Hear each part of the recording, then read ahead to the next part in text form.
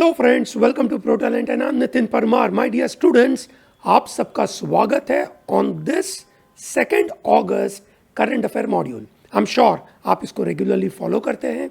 हम आपको बताते हैं the method we are adopting is guided inquiry method.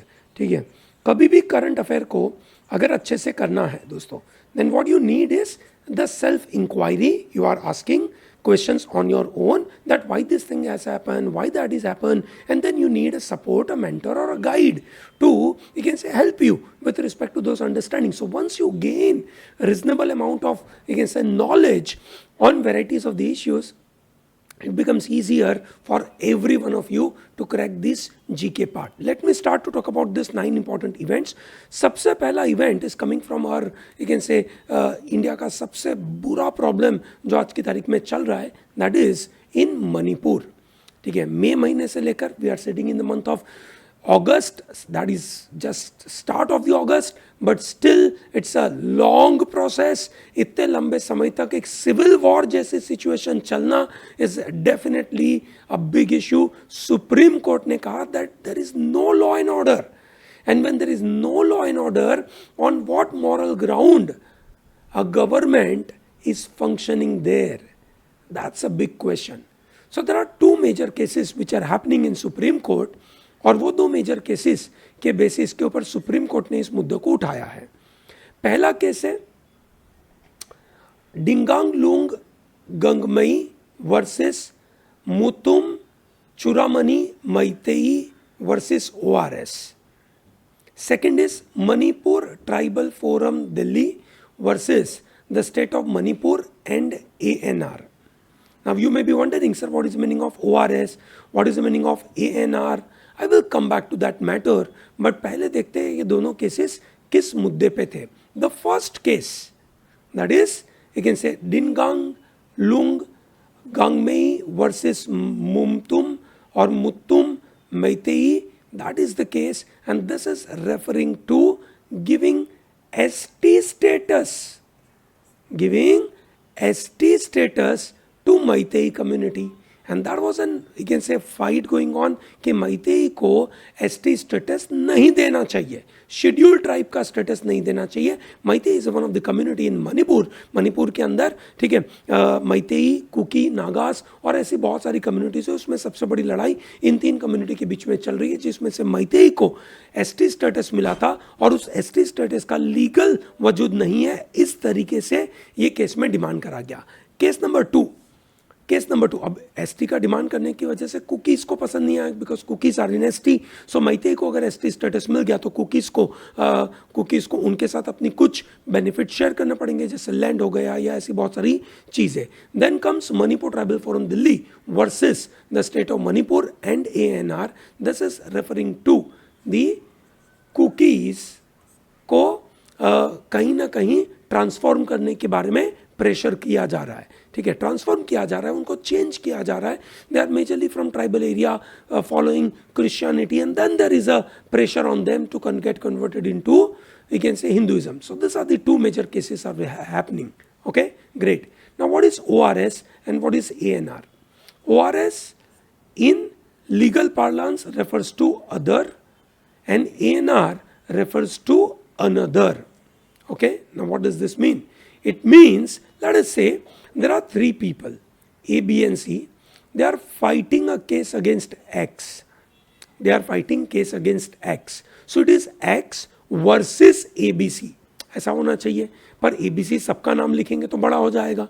ठीक है, so when they have to put a case called X versus A and ORS, लिख देंगे ORS refers to others, उनके जैसे बहुत सारे लोग। Okay, so this is when X versus more parties। ठीक है, but let us say there are only 2 people, A and B, and there is a case happening versus X. So it is X versus A and ANR. ANR means another, one more person। ठीक है, another means one more person। ठीक है, सो this is Manipur के status report मांगा था supreme court ने FIR के ऊपर, और क्या क्या आउटपुट दिया, मतलब मणिपुर की स्टेट गवर्नमेंट ने क्या रिप्लाई दिया। that there are 62 companies of CAPF, 126 columns of Army and Assam Rifles have been deployed for assisting this area. कितने लोगों को भेजा गया? 62 companies of CAPF. CAPF stands for Central Armed Police Force and 126 columns of Army and Assam rifle. हमने कल बात करी थी आसाम राइफल के बारे में, याद है आपको? मणिपुर और म्यांमार के बीच में जो बॉर्डर है, उस बॉर्डर में फ्री मूवमेंट रेजीम है और उस रेजीम के अंदर ये आसाम राइफल वहीं पे बैठकर काम कर रही है. और total of 318 relief camps have been opened where more than 47,914 people, that is approximately 48,000 people have taken relief. 48,000 लोग वहाँ पे है. A specific security measures have been taken place in every district, including the district police, CAPF, CDO, VDF, सबको deploy किया है. Free passage of people from relief and safe location to airport or their native places are taking place. Some around 3,000 people have taken this, you can say, benefit of these flights, and State Home Department has issued instructions to DGP to register FIR in all reported cases irrespective of jurisdiction, which means they are empowered even to file zero FIR. ठीक है? What is zero FIR? We all know FIR is a first information report. In the first information report, the criminal, you can say, case is being registered. Zero FIR का मतलब होता है कि case, criminal case हुआ एक particular jurisdiction में, but you are filing FIR in another jurisdiction. That is known as zero FIR. ठीक है? और साथ में ये भी कहा कि बहुत सारे बंकर्स जो वहाँ पे लगाए गए हैं, मैतेई और कुकी एरिया में बंकर्स लगाए गए. उस बंकर्स के अंदर बहुत सारे पीपल वहाँ पे रहते हैं और वहाँ से वो आर्म्स एक्टिविटी करते रहते हैं. तो उस बंकर्स को यू कैन से निकाल देने के बारे में बात करा. गवर्नमेंट ने कहा कि हमने सब निकाल दिए हैं. ठीक है? However this bunkers have not been demolished. Some of the bunkers are still, you can say, working, and people are working in this bunker. This is what Hindu newspaper mentions, and this is a photograph. Armed youth are keeping watch on the bunker in Manipur, अपने आप को बचाने के लिए, अपने लोगों को बचाने के लिए, क्योंकि सामने से उनको लगता है कि आर्म्ड अटैक उनके खिलाफ हो रहा है. सुप्रीम कोर्ट के इस इंडिक्टमेंट के ऊपर बड़ा महत्वपूर्ण एडिटोरियल लगाया गया. What is the meaning of indictment? बताइए दोस्तों, what is the meaning of indictment? Supreme indictment, इस तरीके से वर्ड यूज किया गया. ठीक है? What is the meaning of indictment? एक तरीके से डांट लगाना. ठीक है ना? एक तरीके से इस बात के ऊपर डांट लगाना. Supreme Court has expressed their concern on this Manipur governments. They said it is a slow and inadequate measures you have taken place, and there is complete, you can say, law and order की situation को आपने बर्बाद कर दिया. ठीक है? There are some around, you can say, 6,523 FIR have been registered. कितनी register करी गई है? 6523. ठीक है? FIR have been registered. Majorly these crimes have taken place through a mob, through a particular community on the other community. जब दूसरी community पे होगा तो किसके ऊपर होगा? Vulnerable group के ऊपर होगा, primarily women के ऊपर. The Manipur Director General of Police has been ordered to appear personally on 7th of August in Supreme Court to provide more details. Court has also questioned state police capability to investigate cases. ठीक है? And then they are trying to see कि क्या आप करने के काबिल हो. Supreme court ने तो बोल ही दिया कि आप करने के काबिल तो हो ही नहीं. ठीक है? The two women who were victims of the violence have you can say expressed their lack of trust in the investigation conducted by police as well as CBI. उन्होंने कहा कि हमें तो विश्वास ही नहीं है. Court has proposed a court constituted investigation in response to more cases which are surfacing, and Manipur government is very biased on this matter. इसकी वजह से कोर्ट कहती है कि हमारा ही एक पैनल हम लगाएंगे. अब आप समझ सकते हैं कि एक पॉलिटिकल मैटर है ये पूरा, बीजेपी की सरकार है मणिपुर में, सेंटर पे भी वही सरकार है, तो जो इन्वेस्टिगेशन हो रहा है वो शायद उसी सरकार के फेवर में हो रहा है, ऐसा लोगों को लग रहा है. मणिपुर के chief minister mister N Biren Singh has faced many criticism including from the court, but he remain in the office because there is a complete support of the BJP for lot of political reasons, and we all understand this. Even I believe Mr. Modi understands this, but no actions have been taken place so far. The history of communal clashes in India suggests that the prolonged mob violence is facilitated by the state's connivance. State के support के द्वारा ये सब चल रहा है, तो ताकि इतने लंबे समय तक कोई बातें चलना is a clear meaning that there is a connivance of the government. Perpetrator of violence must be brought to justice, and police personnel who failed their duty or connived with the mob should face legal consequence. ठीक है, Godhra rights में यही सब हुआ था. ठीक है, ऐसा आरोप था, क्लीन चिट मिल गई थी पर बहुत सालों के बाद, पर जब जब परेशानी हुई, ठीक है, उसके बारे में कोई बातें नहीं हुई थी. There must be a strong message from the country's political leadership to address this situation effectively. BJP's attempt to downplay the gravity of Manipur situation has been denounced by the court and by the world around us. A team of 21 member of India group, which is opposition grouping, they also visited Manipur. They have scheduled meeting with the President Draupadi Murmu to, you can say, present their finding, but nothing is done. Nothing is done. And that is where supreme indictment is coming up. BJP को Hindu newspaper का recommendation है कि भाई तुरंत ही तुरंत CM को replace करिए, नए बंदों को लाइए, ताकि एटलीस्ट ये बात तो लगे कि पार्टीजन एटीट्यूड तो नहीं चल रहा है. ठीक है, तो ये सब परेशानी भारत में चल रही है. We all know this. It's a big tragedy going on in India, and there are, you can say, state connivance is a bad scenario for all of us to note. Okay, so this is really a problematic scenario. वैसा ही एक problematic scenario हुआ था, you can say, March 19, 2023 में. ये हुआ था London में. India का हाई कमीशन जो लंदन में था, जो आपके सामने यहाँ पे दिख रहा है, ये उसी का फोटोग्राफ है. वहाँ पे प्रो खालिस्तान के सपोर्टर ने वहाँ पे अटैक कर दिया था. अब उस अटैक के बेसिस के ऊपर NIA, which is national investigation agency, ने 31 लोकेशंस के ऊपर रेड लगाना चालू कर दिया. अमृतसर, गुरदासपुर, तारन तारण, ठीक है, लुधियाना, मुक्तसर, संगरूर, पटियाला, मोहाली, बहुत सारी जगह पे ये NIA ने अपनी रेड लगाना चालू किया. We all know what does NIA stands for. NIA stands for National Investigation Agency. This was established on December 31. ठीक है, this is primarily after 26/11 attack.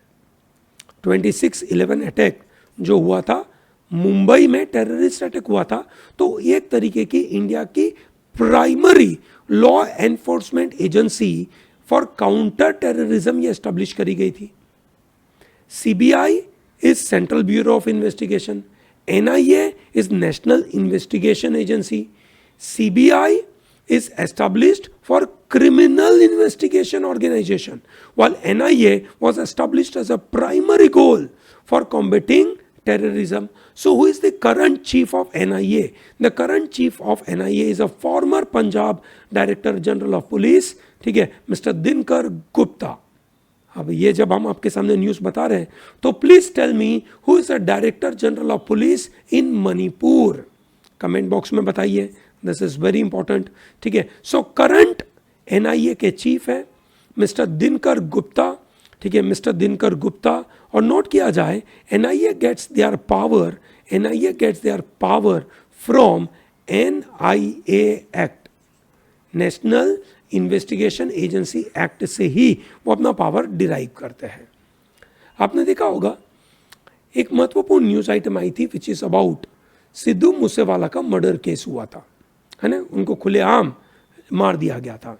ठीक है, और जब उनको खुलेआम मार दिया गया तो ये ऐसा माना गया कि एक लॉरेंस बिश्नोई के नेफ्यू, ठीक है, Sachin Bishnoi, they were the involve people in this particular case. Sidhu Moosewala case के अंदर सचिन बिश्नोई को हम एक्स्ट्राडाइट करके लेकर आए फ्रॉम अजरबैजान. हम कहाँ से लेकर आए उनको?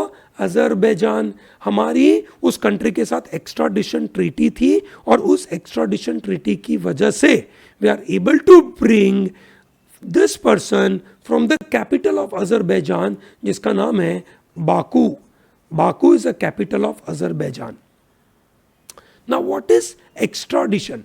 एक्स्ट्राडिशन का मतलब होता है sending back a person from his home country और state upon where he is, you can say he has committed crime.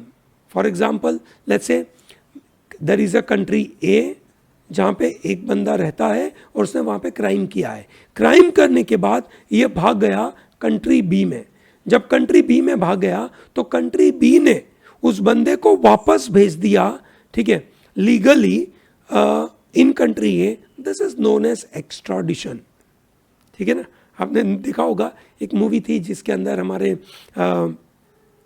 Salman Khan भाई, है ना, किक मूवी में गए थे और उनको एक्स्ट्राडाइट करने के लिए पुलिस भेजी थी, पर पुलिस नहीं जाती, वो वहीं की लोकल पुलिस उनको एक्स्ट्राडाइट करती है. ठीक है, दैट्स वेरी इंपॉर्टेंट. ऑब्वियसली एक लोकल पुलिस ऑफिसर वहां से जाएंगे.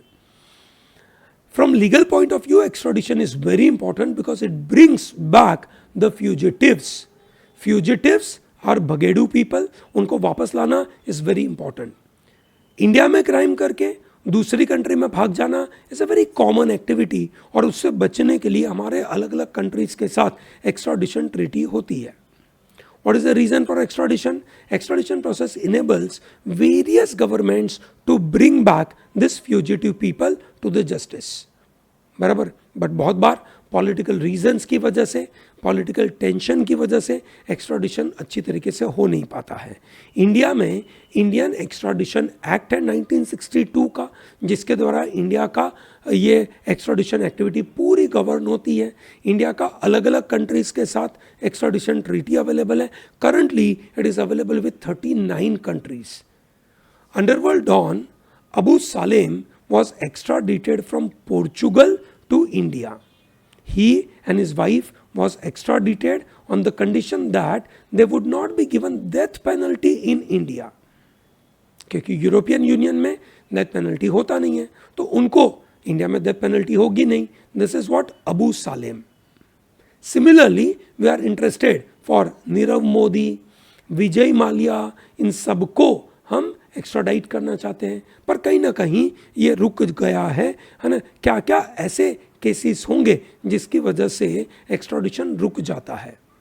What are the common bars on the extradition treaty? पहला, failure to fulfil dual criminality.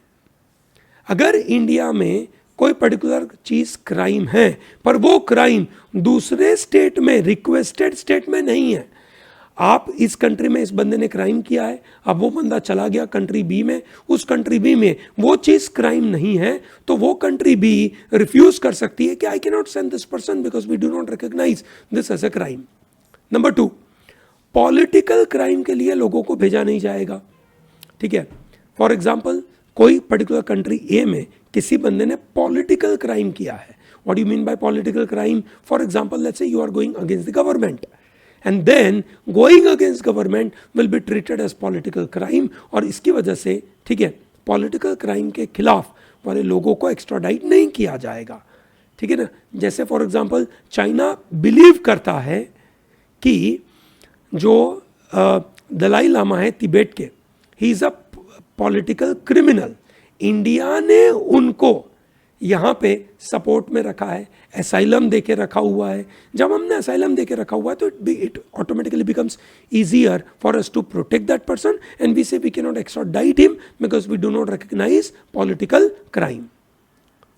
Then possibility of certain types of punishment, जैसे अभी हमने देखा अबू सालेम के केस में. अबू सालेम के केस में उनको एक्स्ट्राडाइट तभी किया जब इंडिया ने कहा that we are not going to provide capital punishment, we are not going to again say put him into death penalty. ठीक है. तो कभी कभार इस तरीके का जो पनिशमेंट होता है उसकी वजह से जो रिक्वेस्टेड कंट्री है वो ना बोल देगी कि हम इनको भेजेंगे नहीं. फिर आता है जुरिस्डिक्शन, ठीक है। सो कभी कभार ये बोलते थे कि आपके कंट्री में इस तरीके का क्राइम का जुरिस्डिक्शन आपके पास नहीं है, ठीक है। पहला वाला केस क्या था, है ना, पहला वाला केस क्या था, ड्यूअल क्रिमिनलिटी, कि आपके कंट्री में भी, मतलब जिस कंट्री में क्राइम हुआ वहाँ तो वो रिकग्नाइज है ही है, ठीक है, पर दूसरी कंट्री बी में भी वो रिकग्नाइज होना चाहिए, ठीक है। ये आता है कि भाई आपके कंट्री में फलाना क्राइम तो रिकग्नाइज ही नहीं है, तो हम क्यों भेजें। And then there is absence of extradition treaty, दो कंट्री के बीच में एक्स्ट्राडिशन ट्रीटी ही नहीं है, तो फिर क्यों भेजें। समझ में आया दोस्तों, great. So this is extradition issue connected to Sachin Bishnoi. Sachin Bishnoi को लेकर आए हम अजरबैजान से, बाकू इज द कैपिटल, और ये दिल्ली स्पेशल कोर्ट में इनको रखा गया, उनको फिर रिमांड पे रखा गया है, ठीक है। Now we are coming to one very important point called GI tag. There are so many items which are very famous of a particular region only. For example, there is something called Darjeeling tea, ठीक है। So it is very famous of Darjeeling only. So to promote that tea and to promote the people of that particular region to produce those item naturally, ठीक है, उसके लिए एक GI tag लगाया जाएगा। GI tag is providing kind of intellectual property right to the people of that region. तो वो reason के लोगों को, है ना, उस पर्टिकुलर आइटम प्रोड्यूस करने का अधिकार होगा, उसके ऊपर वो लगाएंगे कि भैया ये हमारी जगह का प्रोडक्ट है। कोई और बंदा, कोई भी और चाय को दार्जिलिंग टी नहीं बोल सकता। जैसे एक मेटल क्राफ्ट है ना, राजस्थान की, जिसका नाम है जालेसार धातु शिल्प। क्या बोलते हैं इसको, जालेसार धातु शिल्प। ये राजस्थान से है और इनको, है ना, GI टैग मिला क्योंकि वो राजस्थान का बड़ा फेमस है। फिर गोवा की एक मनखुराड मैंगो है, क्या नाम है, मनखुराड मैंगो, और उसको उन्होंने GI टैग दे दिया, है ना। गोवान बेबिनका, उदयपुर की कोफ्तागिरी मेटल क्राफ्ट, बीकानेर का कशीदाकारी क्राफ्ट, ठीक है, जोधपुर की बंदेज, बीकानेर का उस्तकला क्राफ्ट, ये सब को अलग अलग तरीके से इन्होंने दे दिया, है ना। ये जो मनखुराड मैंगो है ना, which is very famous, Goa का अल्फोंसो मैंगो है, ठीक है ना। मनखुराड आमो बोलते हैं। आमो means mango in Konkani language. आमो means you can say mango in Konkani language, ठीक है। दिस इज वेरी इंपॉर्टेंट, याद रखिएगा दोस्तों, ठीक है। So what is GI? GI refers to geographical indication, ठीक है। Generally it is facilitated system through which certain items which are either man-made or natural associated to a particular geographical region are given intellectual property right. 15 September 2003 GI tag was implemented in India and सबसे पहला GI tag was given to West Bengal की Darjeeling T, ठीक है। ये 2003 में सबसे पहले बनाया गया। 1999 का एक लॉ है, उसके द्वारा GI टैग रजिस्टर किया जाता है। अभी तक इंडिया में 400 से ज़्यादा आइटम्स को GI टैग मिला है। आप देख सकते हैं कि आपके स्टेट में, है ना, किन किन आइटम्स को GI टैग मिला है। इतनी जानकारी तो आप रख ही सकते हैं अपने लिए। प्लीज़ ढूंढिए और मुझे बताइए कमेंट बॉक्स में। लास्ट वीक एक बहुत बड़ी पॉलिसी चेंज हुआ WHO के अंदर, वर्ल्ड हेल्थ ऑर्गेनाइजेशन के अंदर। They included 3 fixed dose combination of cardiovascular disease के लिए दवाइयाँ, and they revised model list of essential medicine of 2023। WHO ने ये 3 दवाइयों को डाला कि कार्डियोवास्कुलर डिजीज जो होगा, विच मीन्स हार्ट डिजीज के लिए एक फिक्स डोज की दवाइयाँ होगी, जिसको पॉपुलरली बोलते हैं पॉलीपिल्स। पॉलीपिल्स में क्या होता है, पॉलीपिल्स के अंदर प्राइमरली अलग अलग इंग्रेडिएंट होते हैं एक दवाई के अंदर। जैसे आपने देखा होगा Vicks action 500। Vicks action 500 is a fixed dose combination of varieties of the item, paracetamol से लेकर और 2-3 चीजें इंक्लूड करके आपको विक्स एक्शन 500 दिया जाता है। However here there are 3 different pills are provided and this is one of the very important one. ऐसा ये ऑथर का लिखना है कि ये 2005 से स्टडी करी जा रही थी। उस 2005 की स्टडी के बाद इसको अप्रूवल मिला है और ये बहुत महत्वपूर्ण स्ट्रेटेजी है। इंडिया में अगर ये आ गया तो बड़ा फायदा होगा। बहुत सारे लोगों को कार्डियोवास्कुलर डिजीज से बचने के लिए ये फिक्स डोज पिल्स दे दी जाएगी। That is very important. Bhima Koregaon case के बारे में हमने कल बात करी थी इन द सेशन ऑफ 1 अगस्त। ठीक है, यहां पे हम बात करेंगे उसी मुद्दे के बारे में थोड़ा सा detail. What is Bhima Koregaon battle, हमने कल क्यों बात करी थी, एक बार कमेंट बॉक्स में बताइए। Let me see how many of you can recall yesterday's news item. ठीक है, why did we discuss that matter yesterday? ठीक है, on whose ground, on whose case we were discussing this matter. ठीक है, सो दोस्तों भीमा कोरेगांव का बैटल हुआ था 1 जनवरी 1818 in the village called Koregaon. It was in Maharashtra. It was a battle between the troops of Maratha ruler Bajirao Peshwa II and 800 troops of British India. The soldier of East India Company, ठीक है, they were majorly from Mahar community. They were Dalit from Maharashtra. They fought against Peshwa, and within 12 hours, ठीक है, with the loss of 600 men, ठीक है, Bajirao Peshwa II withdrew from the troops and he gave up, ठीक है, his effort to attack on Pune. Pune पे उन्होंने attack अपना छोड़ दिया और इसकी वजह से जीता कौन? East India company. कौन जीता? East India company. East India company को सपोर्ट कौन कर रहा था? Generally they were supported by the Dalits. And उस जीत को हमेशा ध्यान रखना, उस जीत को कमेमोरेट किया जाता है एवरी ईयर ऑन 1 जनवरी. ठीक है, एंड वो उसका 200वीं शताब्दी हो रही थी in 2018. To commemorate this event, that is 200th anniversary of this battle of Bhima Koregaon, वो हो रही थी पुणे में. ठीक है, और वहां पे वायलेंस क्रिएट हो गया बिफोर 1 जनवरी. ठीक है, सम right wing group like Akhil Bharatiya ब्राह्मण सभा, हिंदू अगाड़ी सभा, राष्ट्रीय एकमत राष्ट्र अभियान, ये सब लोगों ने इस भीमा कोरेगांव के केस को एंटी नेशनल कहा. ठीक है, और उसको उनके साथ लड़ाई करना चालू कर दिया, जिसके वजह से वायलेंस हुआ. वायलेंस कास्ट लाइन पे चालू हो गया. ठीक है, और इसकी वजह से एक आदमी की मौत भी हो गई. हालांकि ऐसा माना गया कि महार कम्युनिटी के लोग इस ब्रिटिश आर्मी में थे, पर नॉलेज के नज़रिए से अगर बताए तो ब्रिटिश आर्मी में सब तरीके के लोग थे. इवन पेशवास में भी सब तरीके के लोग थे. और इसकी वजह से there are certain group of people who are opposing this entire matter.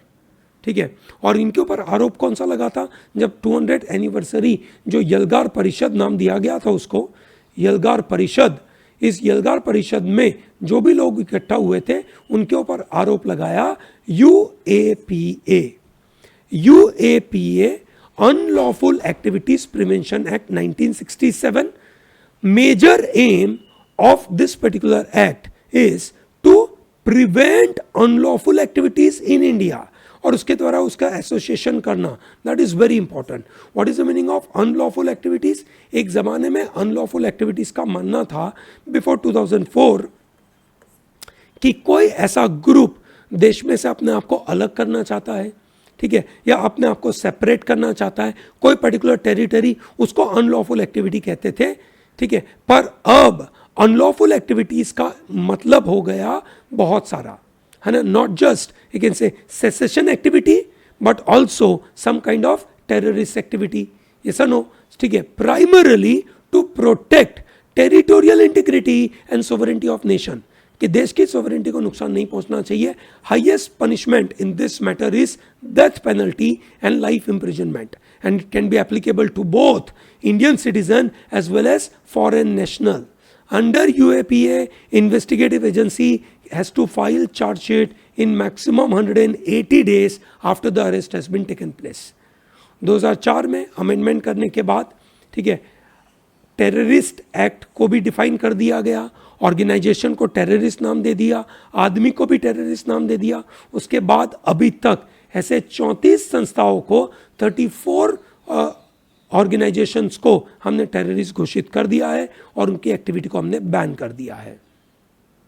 UK में यूके गवर्नमेंट ने ऑफिशियली इस्लामिक स्टेट को, जो इस्लामिक स्टेट है जिसको पॉपुलरली बोलते हैं ISIS, जो इस्लामिक स्टेट है, उन्होंने याजीदी पीपल के खिलाफ 2014 में जो कांड किया इराक में, उसको इन्होंने एक्ट ऑफ जीनोसाइड ऑफिशियली घोषित कर दिया। क्या बोला? Act of genocide. What do you mean bye genocide? Genocide का मतलब होता है बड़े पैमाने के ऊपर एक पर्टिकुलर ग्रुप ऑफ पीपल को मार डालना। यहां पे किसको मारने की बात हो रही थी? याजीदी।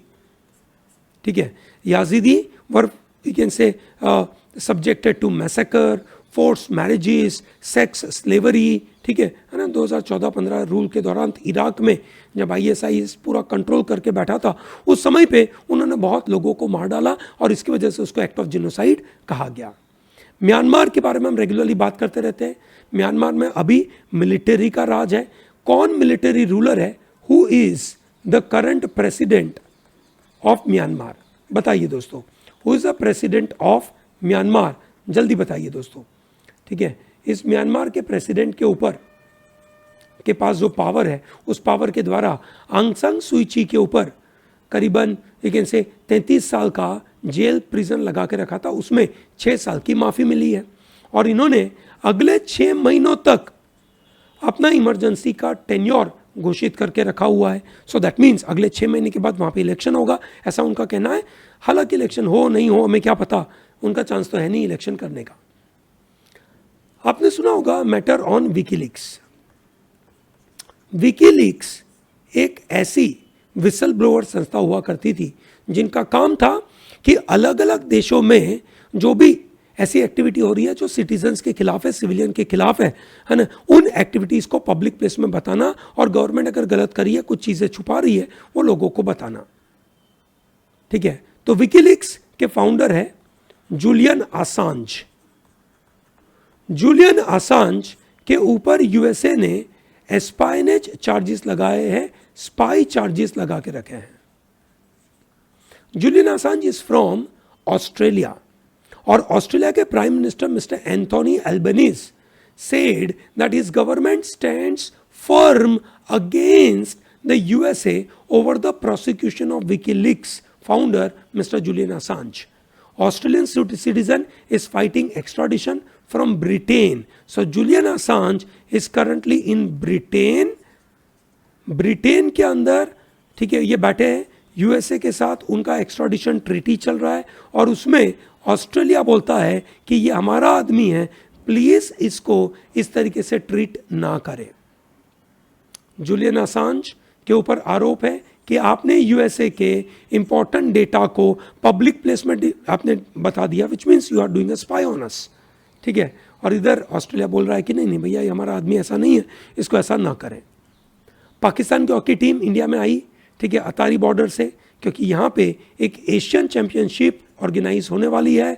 दोस्तों याद रहे, एशियन चैंपियनशिप इंडिया में ऑर्गेनाइज हो रही है, ठीक है, चेन्नई में होगी, and this is very important. Similarly another news item is, जो आपने देखा था recently, very important news item connected to you can say China, where we have a world university games जो चाइना में हो रही है। किधर हो रही है? चेंगडू, चाइना में हो रही है। ठीक है, और वहाँ पे इंडिया के कुछ एथलीट्स को, 3 एथलीट्स को इन्होंने स्टेपल्ड वीज़ा दिया था because they were from Arunachal Pradesh, तो इंडिया ने उस बात को बॉयकॉट करने का बोला था। ठीक है, तो हमारे शूटर्स, ठीक है ना, उन्होंने टोटल 2 गोल्ड मेडल इंडिया के लिए लेकर आए हैं। So that is very important, इसको फॉलो करते रहेंगे, हम देखेंगे कि क्या बात हो रही है। चलिए, great. With this I think today session is very comfortable for everyone. ठीक है, बड़ा फायदा होगा आपको ये रेगुलरली फॉलो करने का। So don't miss out to like this video, subscribe our channel, and if you have any query, any news item you are not able to understand, and if you have a question on it, feel free and ask those questions to us. We'll be more than happy to respond to all those questions and queries. Thank you. Have a great day.